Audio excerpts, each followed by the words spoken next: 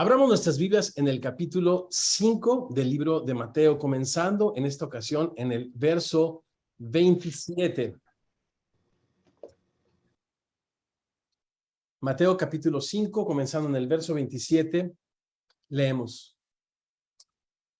Oísteis que fue dicho, no cometerás adulterio. Pero yo os digo que cualquiera que mira a una mujer para codiciarla, ya adulteró con ella en su corazón. Por tanto, si tu ojo derecho te es ocasión de caer, córtalo y échalo de ti. Pues mejor te es que se pierda uno de tus miembros y no que todo tu cuerpo sea echado al infierno. Si tu mano derecha te es ocasión de caer, córtala y échala de ti. Pues mejor te es que se pierda uno de tus miembros y no que todo tu cuerpo sea echado al infierno. Oramos. Padre precioso, te damos tantas gracias por esta oportunidad que tú nos das a los semillosos de tener tranquilidad y paz y oídos para escuchar tu palabra. Señor, trae una revelación de tu gracia, de tu amor y de tu verdad poderosa a nuestros corazones, de tal manera que nos transforme y siga, Señor, conformando la imagen de tu Hijo en cada uno de nuestros corazones. Abra nuestros ojos, Señor, para que veamos las maravillas de tu ley y contemplando, Señor, en ella tu gloria, como en un espejo, sigamos siendo transformados a tu imagen, como por tu Espíritu, es lo que oramos todos los semillosos quienes decimos, así sea. Amén y amén. Estamos en la segunda de 6 antítesis o argumentos que se contradicen con las que Jesús ilustra lo que los estudiosos de las Escrituras consideran como el verso clave del Sermón del Monte. ¿Cuál es este? Personas del podio, el verso 20, muy bien. ¿Qué dice cómo? Nos lo hemos aprendido ya, vamos de memoria, pero yo os digo que si su justicia no fuere mayor que la de los escribas y fariseos, no entraréis en el reino de los cielos. Y bueno, para ilustrar este verso nos da el Señor y nos va a llevar a través de interesantes textos, principios y enseñanzas, tanto en la ley como en el libro de Levítico, en aquellas leyes dadas para la convivencia civil también en el pueblo de Israel. Y para eso, para comenzar, les comento rápidamente que durante nuestra conversación en células la semana pasada, alguien dijo, ¿por qué la primera antítesis con la que el Señor abre estas ilustraciones es el odio o el enojo, ¿no? Detrás del homicidio? Y se me hizo algo interesante, no necesariamente entendí la respuesta, pero de repente, pues la segunda pregunta es igual, ¿por qué ahora el adulterio? ¿Hay alguna secuencia? Bueno, pues a manera de introducción, quiero irles presentando a mi amigo Robinson. Algunos lo conocen, otros no tanto, pero Robinson tiene una historia que hoy no nos platicará, está también con su esposita Zoila, quizás nos quieran platicar un poco, pero bueno, chicos, gracias por aceptar nuestra invitación y gracias por ayudarnos a introducir este interesante, confrontador, inspirador y liberador tema, Jesús y el adulterio. Buenas tardes, pastor. Familia, buenas tardes, buenas noches en los lugares donde residen. Pues sí, definitivamente, desde que empezó Mateo y cuando llegó al capítulo 5, sabía que este día iba a llegar, ¿no? Uh-huh. Y en mis tiempos con el Señor, pues, Él me ponía muy fuertemente poder conversar con usted como lo hicimos en su momento y decirle que si de algo puede servir, Dios permitió que no solamente yo viviera, sino también Zoila, mi hija que tengo al lado,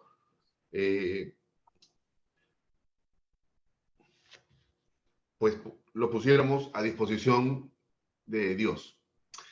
Y así fue, y yo no me puedo sentir ajeno a este tema, porque fue un tema que causó no solamente dolor,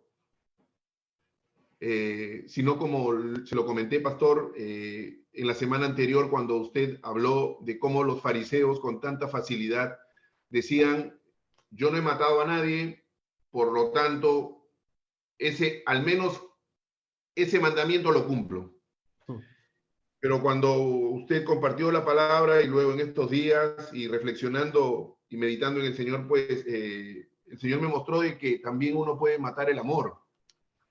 Y durante muchos años yo, de una manera sistemática, fui matando el amor en mi esposa y matando también su espíritu. Y solo pude darme cuenta de eso cuando, sin merecimiento alguno, el Señor tocó mi vida después de las muchas oportunidades en las que Él me había extendido la mano.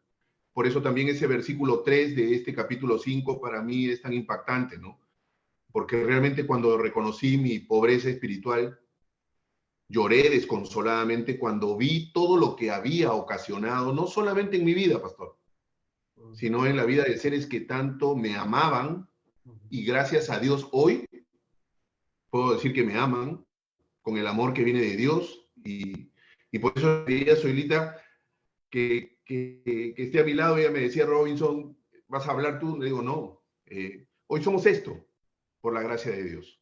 Y pastor, no puedo negar de que soy un pecador, fui un pecador que vivió envuelto en esto, y que solo en Cristo encontré la oportunidad de que salvara mi vida, y día a día la esté restaurando. Gracias por pues, tu honestidad, Robinson, por tu valentía y tu fe y tu confianza en el Señor, y tu valentía de seguirle. La verdad que nos inspira, nos reta a nosotros. Tu familia de Semilla aquí en California somos testigos de que lo que estás diciendo es cierto. Robinson y Zoilita son de Perú. Ahora están radicados con su hermosísima nena que está ahí al fondo, nuestra princesa Salmita. Y Zoilita, un tema de amor, decía Robinson, que se puede matar y se puede matar el amor. ¿Será que también el amor puede resucitar? ¿Hay En el esperanza para Señor, que... sí. Sí, En el platícanos. Señor, sí. En el Señor, sí, pastor, porque una de las cosas que yo siempre decía en mi vida anterior, antes de conocer al Señor y antes de tener una verdadera relación con Él, era que yo jamás perdonaría una infidelidad.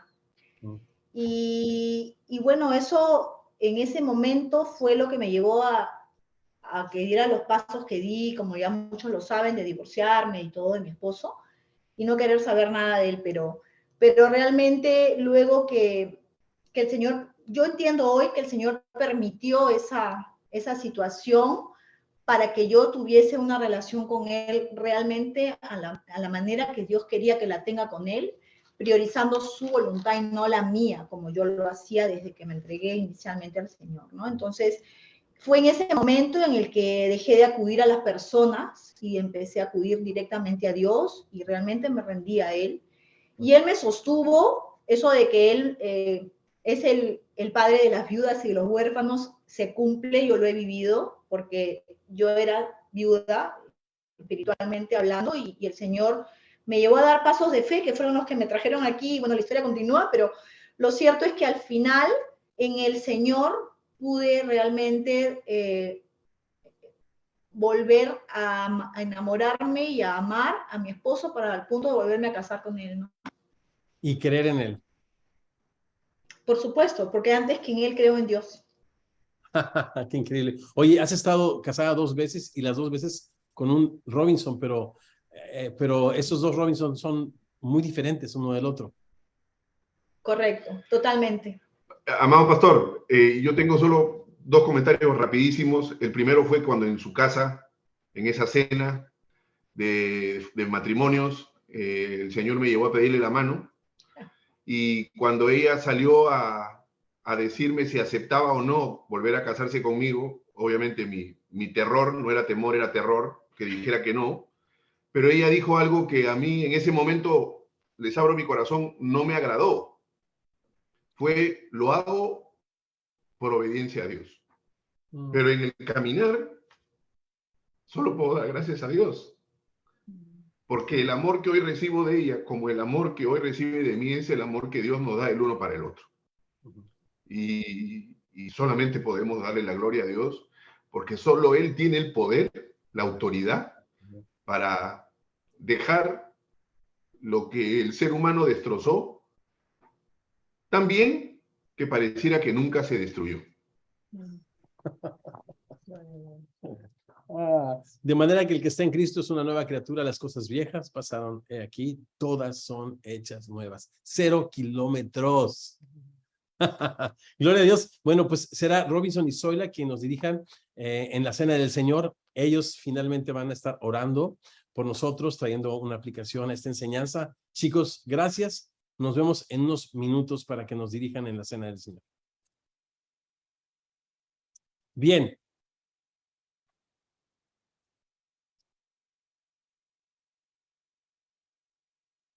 Nuestra reflexión de esta tarde está en 3 tiempos, o en un ritmo de 3, o un compás de 3/4 para nuestros amigos músicos que nos acompañan de las redes sociales. El título de la charla es Jesús y el adulterio. En primer lugar, una enfermedad mortal, verso 27. En segundo lugar, no respeta a nadie, verso 28. Y en tercer lugar, necesita prevenirse. Yo sé que cuando se habla de una enfermedad mortal o letal, a veces el remedio no se presenta con estas palabras de urgencia y acostumbramos a escuchar, pudiera prevenirse. No, no, no. Es necesario prevenirlo.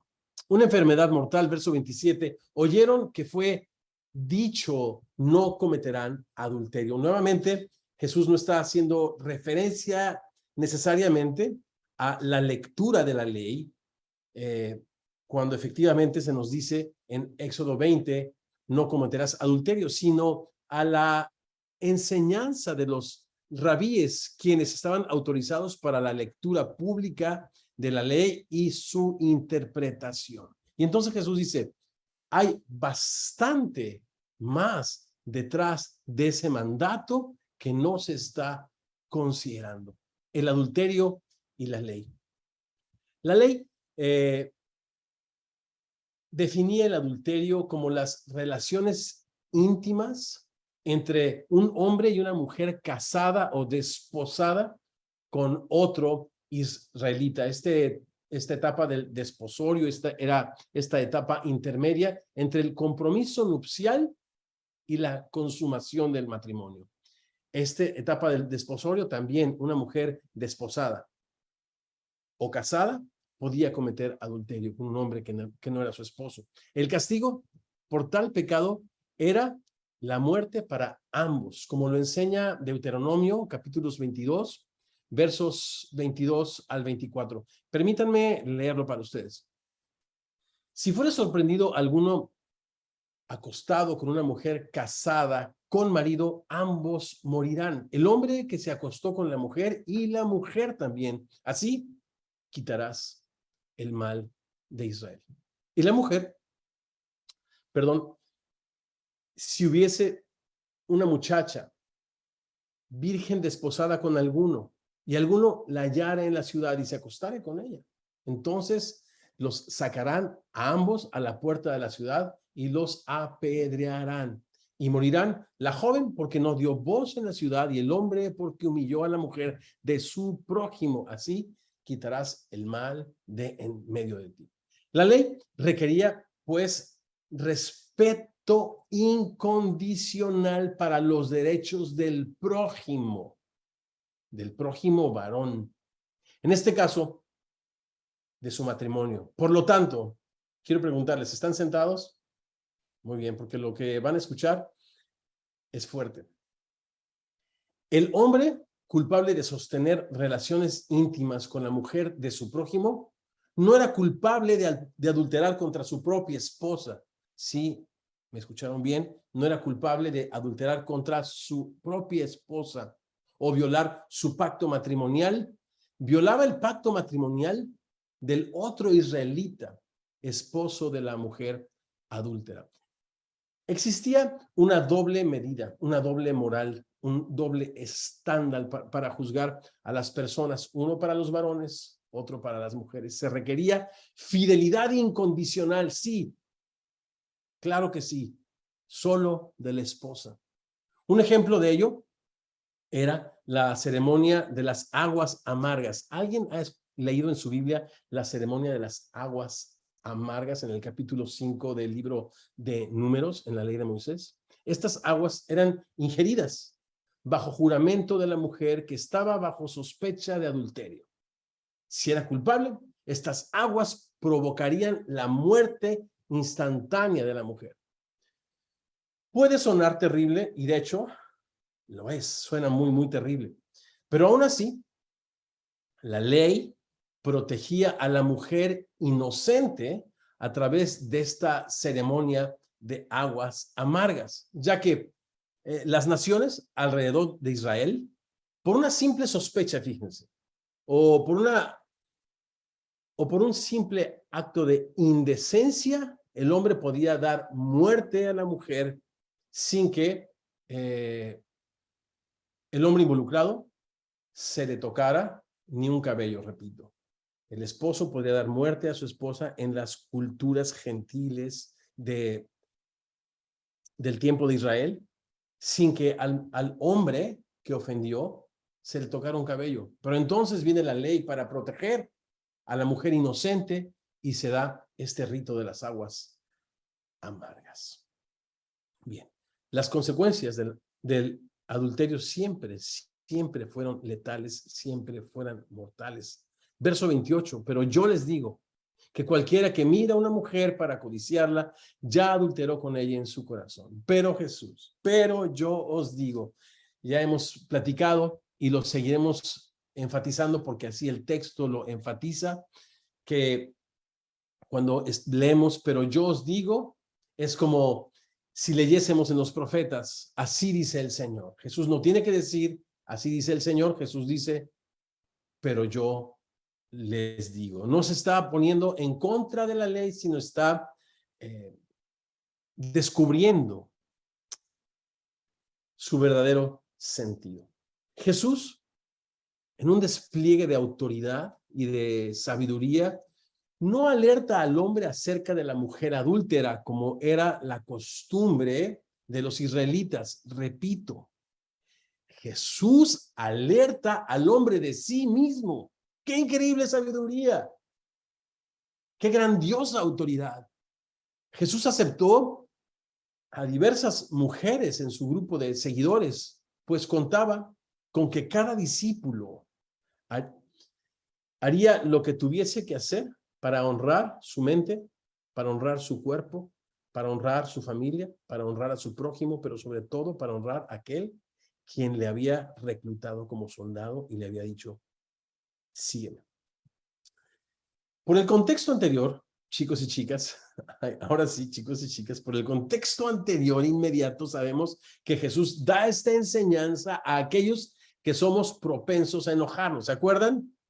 Escucharon, dicen los versos anteriores, que fue dicho no matarás, pero yo les digo que cualquiera que se enoje contra su hermano será culpable de juicio. Así que Jesús da esta enseñanza a todas las personas propensas a enojarse o a menospreciar y desechar a su prójimo. Pregunta, ¿solo los hombres somos propensos a menospreciar a nuestro prójimo? ¿Solo los hombres somos propensos a enojarnos? Bien. Al hacer referencia a los hombres, Jesús no está llamando a los nos está llamando, quiero decir, a los responsables de cada familia. También está devolviéndole el valor y el honor que las culturas paganas alrededor de Israel le habían arrebatado a la mujer, hecha también a imagen de Dios. Bien, ¿acaso el Señor, con el comentario anterior, básicamente lo que estoy tratando de decir es que el contexto nos está obligando a llegar a la conclusión de que esto está escrito para chicos y chicas, propensos ambos a enojarse, propensos ambos a codiciar. ¿Acaso el Señor estaba prohibiendo las miradas casuales? ¿Está diciendo no mires? ¿O está diciendo no mires con codicia y con lujuria? La imaginación. La imaginación es un regalo de Dios, pero esta pudiera contaminarse también, pudiera corromperse. y echar todo a perder dentro de nosotros con tan solo, chicos, una mirada. No una simple mirada, sino una mirada de codicia, ya que todos los pecados, no solo los de carácter sexual, comienzan con la imaginación.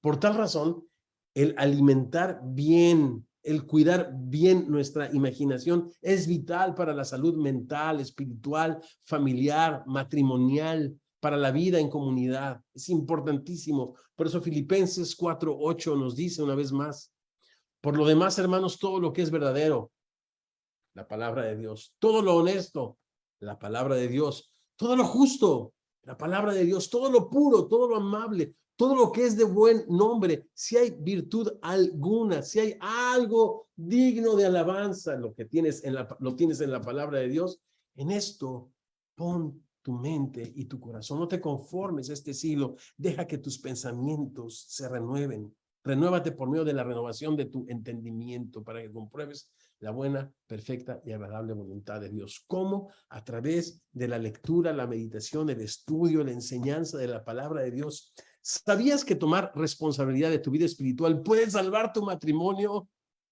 No serías la única persona que a través de la lectura de la Biblia, la memorización de la palabra de Dios, la conversación, el estudio de la palabra de Dios cambiaría radicalmente su manera de pensar, su manera de vivir y de tratar a su cónyuge con respeto, con lealtad y con amor.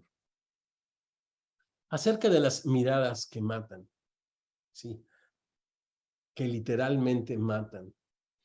No pensemos que Jesús está diciendo que los discípulos no pueden tener atracción física por el sexo opuesto o incluso sentirse tentados a través de un pensamiento de lujuria.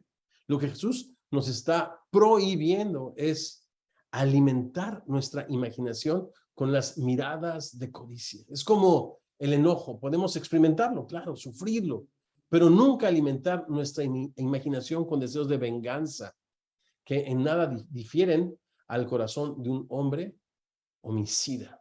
¿Recuerdan el ejemplo de los pajaritos que en algunas de las células lo trajimos a colación en nuestras conversaciones? Ya lo habíamos platicado antes. Y es que no podemos impedir que los pajaritos vuelen encima de nosotros, que vuelen a nuestro derredor. Lo que sí podemos y debemos evitar es que estos pajarillos hagan nido sobre nuestras cabezas y asimismo las tentaciones y las miradas que nosotros alimentamos con nuestra imaginación. Algo impresionante que necesitamos considerar es que algo que me ha dejado pensando increíblemente es que la unidad matrimonial según Jesús no comienza con la lealtad física. Eso es fuertísimo. O sea, eso es la enseñanza de los fariseos y hasta ahí llegaban. Pero Jesús dice, la unidad matrimonial no comienza con la lealtad física de una pareja, sino con la lealtad y la unidad de sus corazones, de él para ella y de ella para él. Y como nos lo dijo Zoila y Robinson, definitivamente hay gracia. La gracia de nuestro Dios es mayor y mucho más abundante en la fe y el amor que es en Cristo Jesús. Si nosotros con pobreza espiritual y con un corazón quebrantado venimos a pedir ayuda a Él, Él promete consolarnos, perdonarnos y darnos hambre y sed de hacer las cosas de acuerdo a su preciosa prescripción de vida. Me refiero a la palabra de Dios. En tercer y último lugar, el adulterio necesita prevenirse, versos 29 y 30. Déjenme leerlos nuevamente. Por tanto, si tu ojo derecho te es ocasión de caer, sácalo y échalo de ti, pues mejor te es que se pierda uno de tus miembros, sino que todo tu cuerpo sea echado al infierno. Y si tu mano derecha te es ocasión de caer, córtala y échala de ti, pues mejor te es que se pierda uno de tus miembros y no que todo tu cuerpo sea echado al infierno. Hay un recurso literario que se llama hipérbole. La hipérbole enfatiza una verdad a través de una exageración. Y estamos, al parecer, ante este recurso literario. Es interesante conocer, chicos, los géneros en los que la palabra de Dios está escrita. Y parte de nuestro seminario, Cómo leer la Biblia por ti mismo, dedica una sección justamente a hablar de géneros literarios y cómo puede y debe leerse en los géneros literarios. No vas a leer un proverbio de la misma manera que la ley.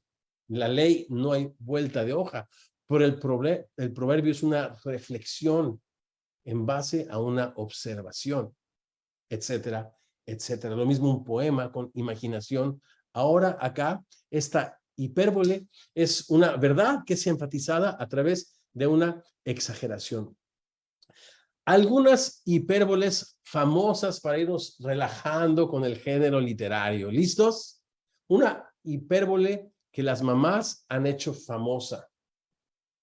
Te he dicho 1000 veces que no dejes la puerta abierta porque se meten las moscas. Bueno, no solo las mamás, sino las espositas también. ¿Escucharon la risa de mi esposita? Bueno, pues ahí está. Esta hipérbole la ha hecho famosita mi esposita hermosa, que me ha hecho 1000 veces que no deje la puerta abierta. Y creo que la mayor hipérbole es que la sigo dejando abierta. Pero los papás también tenemos hipérboles famosas. Tengo tanta hambre que podría comerme una vaca rellena de pajaritos, decía un amigo andaluz, pianista, muy, muy buen amigo. Hipérboles famosas. ¿Conoces alguna? Déjala en el chat. No, no sé. Nuevamente, considerando a la reina de las herramientas bíblicas, y me refiero a el considerar el contexto, la herramienta bíblica por excelencia para poder observar bien y llegar a una buena interpretación, es el contexto. Recordemos que Jesús al principio de esta sección nos dijo, la justicia de los fariseos es externa, es imposible de seguir, es extrema. Considera hasta los más mínimos detalles y exigencias de los ritos, de las tradiciones y de la ley. Y aún así, se requiere, dice Jesús a sus discípulos, una justicia mayor que la de los fariseos. ¿Pero cómo? Sí, el caso de los fariseos es sumamente extremo. Nadie podría a detalle cumplir con las exigencias de las tradiciones, de los ritos y de los mandamientos. Sería imposible. Dice, bueno, pues si no tienen una justicia mayor en calidad y en cantidad, no podrán entrar al reino. ¿Cuál es esta? La justicia de Jesús, el Hijo de Dios. La justicia y el carácter de Jesús en nosotros y manifestado a través de nosotros. La justicia de los fariseos ante la posibilidad de un acto de adulterio a través de una mirada de codicia, ¿qué exigiría? Repito, imagínate un fariseo que está escuchando a Jesús. Y entonces escucha a Jesús diciendo que cualquiera que ha mirado a una mujer para codiciarla, ya ha adulterado contra ella. Es interesantísimo porque pone un balance entre los géneros y ahí también el Señor defiende los derechos de la mujer. Pero bueno, ¿qué podría pensar un fariseo?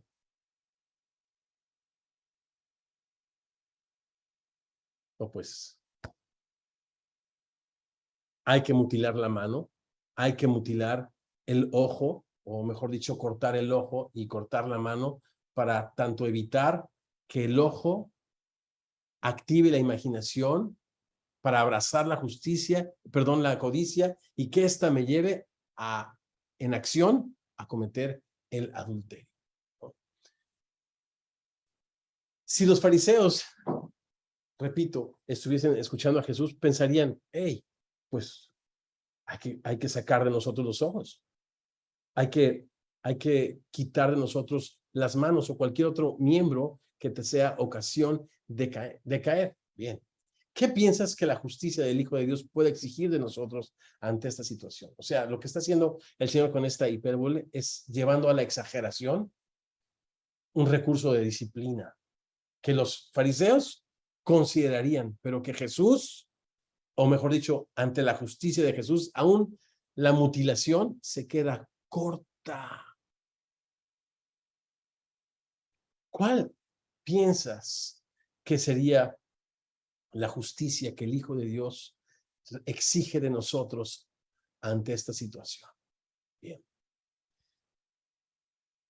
Otra pregunta, ¿qué clase de sacrificio piensas que merece tu esposita para ti? O sea, Jesús nos dice, es importante un acto de sacrificio. Es importante inclusive un acto violento y urgente para sacar de raíz este problema. Y la pregunta es, ¿cuál piensas que sería ese sacrificio que tu esposita, que tu esposo merecería de alguien como tú que le amas? ¿Qué clase de sacrificio merece tu esposo de ti? ¿Qué clase de sacrificio merece nuestro Salvador de nosotros, quien murió y resucitó para darnos vida abundante, vida eterna en Él? Con la misma agresividad y violencia debemos hacerle la guerra a esas miradas, familia, que contaminan nuestro pensamiento e imaginación con inmundicia, con deshonestidad, con autodestrucción, con traición a nuestro cónyuge y sobre todo a nuestro Salvador. ¿Cuáles son los sacrificios que personalmente necesitas hacer para evitarlo? Debes renunciar a ciertos derechos que están poniendo en peligro tu comunión con Dios y la belleza de la unidad matrimonial. ¿Qué hábitos necesitas desarrollar para alimentar tu imaginación de sabiduría, de amor y sobre todo de temor de Dios? Necesitas valorar y determinar salir por la puerta que Dios ya te ha provisto para rechazar la tentación. Quiero decir, necesitas valor y determinación para salir de la puerta que Dios ya te ha provisto para rechazar la tentación. Esta parte final es interesante considerar la familia. El fuego. Nuevamente Jesús usa esta escena de fuego ardiente, fuego constante, que estaba a la vista de todos y que ardía al suroeste de Jerusalén, en el valle de Ginón. Allí ardía, repito, las 24 horas un basurero. En ese lugar era depositada la basura, era depositada toda clase de desperdicios e incluso los restos de animales muertos. De esta forma, ilustraba Jesús que no solo el destino eterno de aquellos que no reciben su verdad, que no consideran su amor y cierran su corazón, sino también ilustraba una gran verdad acerca de los deseos sexuales con los que Dios nos diseñó. Y con eso terminamos en oración antes de tomar juntos la cena del Señor. ¿Cuál es esta verdad que Jesús estaba ilustrando con esta escena de este valle de Ginón, Jena, que muchas de nuestras Biblias traduce como infierno ardiente? Repito, que no solamente habla del destino y de la suerte que escogieron para sí las personas alejadas de Jesucristo, que rechazaron el amor de la verdad y de la bondad de Dios, sino también está ilustrando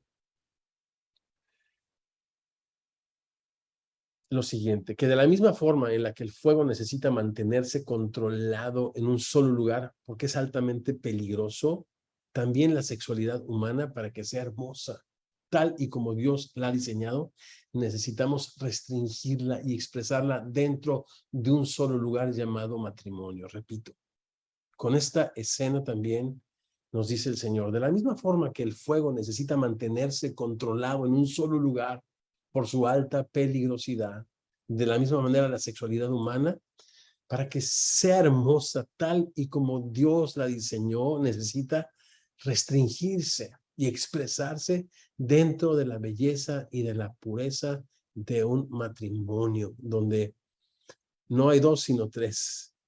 Es el cordón de tres dobleces, el amor de Jesucristo, el que une a los cónyuges.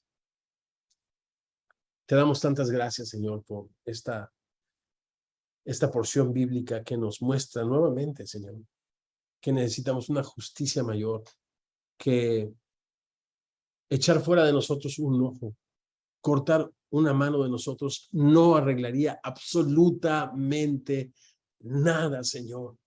Porque nuestros corazones, Señor, son engañosos, son perversos, Señor, y los hemos alimentado, Señor, de codicia y de engaño.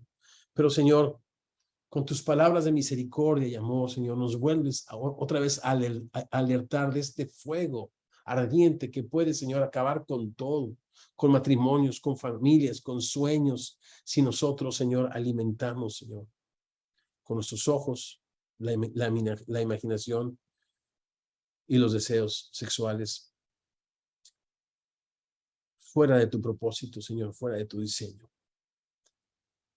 Padre precioso, gracias por siempre el camino más excelente, el camino de tu amor y de tu gracia, Señor. Necesitamos tanto de tu ayuda, Padre, pero la motivación es el tremendo amor tuyo, Señor, en aquella cruz, y el amor, Señor, de nuestras esposas, el amor de nuestros esposos. Señor hermoso, te pedimos que tanto jóvenes como adultos, solteros y casados, Señor, hagamos una sincera introspección, Señor, y que, Señor, decidamos limitarnos y renunciar a estos derechos que están poniendo en riesgo nuestra comunión contigo, Señor, y nuestra vida familiar, nuestro futuro, nuestros sueños. Señor, ayúdanos. Te damos gracias, precioso Dios, porque la justicia nuestra es mucho mayor que la de los escribas y fariseos, porque, Señor, hemos venido a refugiarnos bajo las alas del Altísimo al confiar en Jesucristo como nuestro Señor y Salvador. Sigue produciendo esta pobreza espiritual, sigue produciendo, Señor, este quebranto en nuestros corazones al reconocer nuestra condición. Sigue produciendo, Señor, lo que leímos, Señor, en tu tercera bendición o bienaventuranza, Señor, esta mansedumbre a tu palabra, esta palabra, Señor, la de hoy, las que vienen son fuertes. Ayúdanos a mostrar mansedumbre, obediencia, prestancia inmediata. Danos hambre y sed de tu justicia. Danos hambre y sed de ser como tú. Danos hambre y sed de tratar a nuestras esposas y esposos, Señor, con toda pureza, Señor, con toda paciencia, con todo amor, Señor.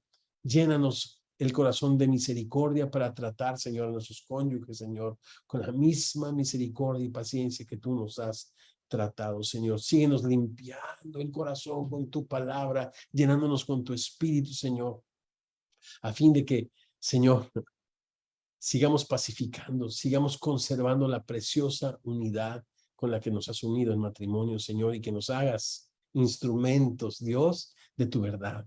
Que nos hagas instrumentos, Señor, y testigos, Señor, de tu poder a este mundo que no te conoció, tan sediento de ti. Oro por nuestros amigos que se conectaron también, Señor. Oro, Padre, para que donde quiera que estén en su vida espiritual, donde quiera que estén en su conocimiento tuyo, de tu palabra, que esta exposición pueda nutrirlos, pueda animarlos, Señor, y pueda producir sed en ellos, Señor, de conocerte, de buscarte, de seguirte, de confiar en ti, Señor, tal y como te presentas en tu palabra. Oro estas cosas y más en tu precioso nombre. Los amigos os decimos, así sea. Amén.